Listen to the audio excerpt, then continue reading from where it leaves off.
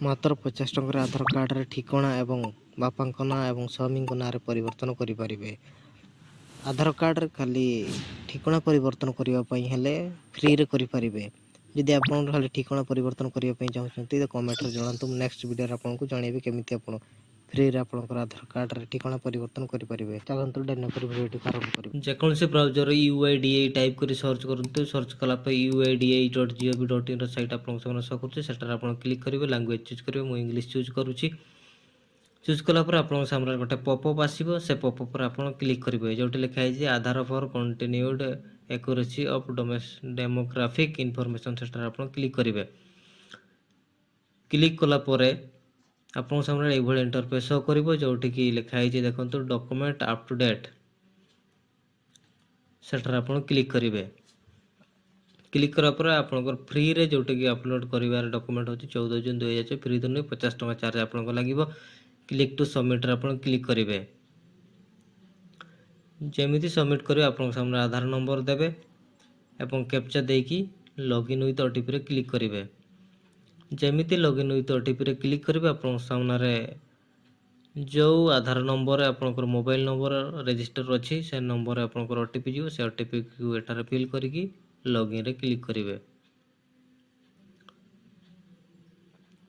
ଯେମିତି ଲଗ୍ଇନ୍ରେ ଆପଣ କ୍ଲିକ୍ କରିବେ ଆପଣଙ୍କ ସାମ୍ନାରେ ଏଇଭଳି ଇଣ୍ଟରଫେସ୍ ଶୋ କରିବ, ଯେଉଁଠିକି ନେକ୍ସଟ ଆପଣ କ୍ଲିକ୍ କରିବେ। କ୍ଲିକ୍ କରିବା ପରେ ତଳକୁ ସ୍କ୍ରୋଲ୍ ଡାଉନ୍ କରିବେ, ଯେଉଁଠିକି କ୍ଲିକ୍ ହିୟର୍ ଲେଖା ହେଇଛି ସେଠାରେ ଆପଣ କ୍ଲିକ୍ କରିବେ। କ୍ଲିକ୍ କଲା ପରେ ଆପଣଙ୍କର ଅପ୍ ଟୁ ଡେଟ୍ ଆଧାର ଅନଲାଇନ୍ରେ ଆପଣଙ୍କୁ କ୍ଲିକ୍ କରିବା ପାଇଁ ପଡ଼ିବ। ତାପରେ proceed to up to date ଆଧାରରେ ଆପଣଙ୍କୁ କ୍ଲିକ୍ କରିବା ପାଇଁ ପଡ଼ିବ। ଯେମିତି ସେଠାରେ କ୍ଲିକ୍ କରିବେ ଆପଣଙ୍କ ସାମ୍ନାରେ ଇଣ୍ଟରଫେସ୍ ଶୋ କରିବ, ଯେଉଁଠିକି ଆଧାର ସେଠି କ୍ଲିକ୍ କଲା ପରେ ପ୍ରୋସିଡ୍ରେ କ୍ଲିକ୍ କରିବେ। କ୍ଲିକ୍ କରିବା ପରେ ଆପଣ ଯଦି ଆଡ୍ରେସ୍ରେ ପରିବର୍ତ୍ତନ କରିବାର ଅଛି, ଏଠି ଆପଣଙ୍କର ପୁରୁଣା ଆଡ୍ରେସ୍ ଆପଣଙ୍କର ଶୋ କରୁଛି। ତାପରେ ଆପଣ ଯଦି ବାପାଙ୍କ ନାଁ କିମ୍ବା ହଜବେଣ୍ଡ ନାଁରେ ପରିବର୍ତ୍ତନ କରିବାର ଅଛି ତ ଏଠାରେ ଆପଣ ଫିଲ୍ କରିବେ।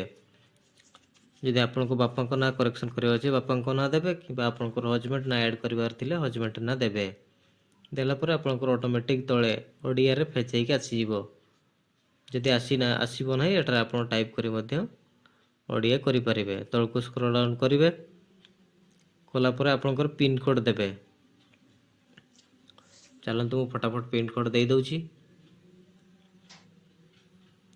ପିନ୍କୋଡ଼୍ ଦେଲା ପରେ ଆପଣଙ୍କ ଷ୍ଟେଟ୍ ଏବଂ ଡିଷ୍ଟ୍ରିକ୍ଟ ଅଟୋମେଟିକ୍ ଫେଚ୍ ହେଇକି ଆସିବ।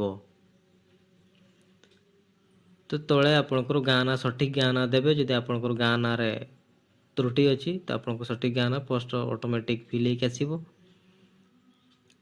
ତ ଆପଣଙ୍କର ମାନୁଆଲରେ ହିଁ କ୍ଲିକ୍ ହେଇଥିବା ଦରକାର। ମାନୁଆଲରେ କ୍ଲିକ୍ ହେଲା ପରେ ଆପଣ କ'ଣ ଡକୁମେଣ୍ଟସ୍ ଦେବେ ଆପଣଙ୍କର ଏଇଠି ଆପଣ ପଢ଼ିକି ବୁଝିବେ।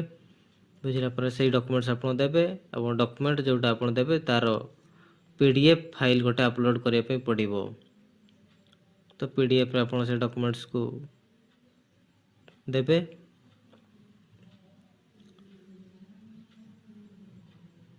ଦେଲା ପରେ ଆପଣ ନେକ୍ସଟରେ କ୍ଲିକ୍ କରିବେ।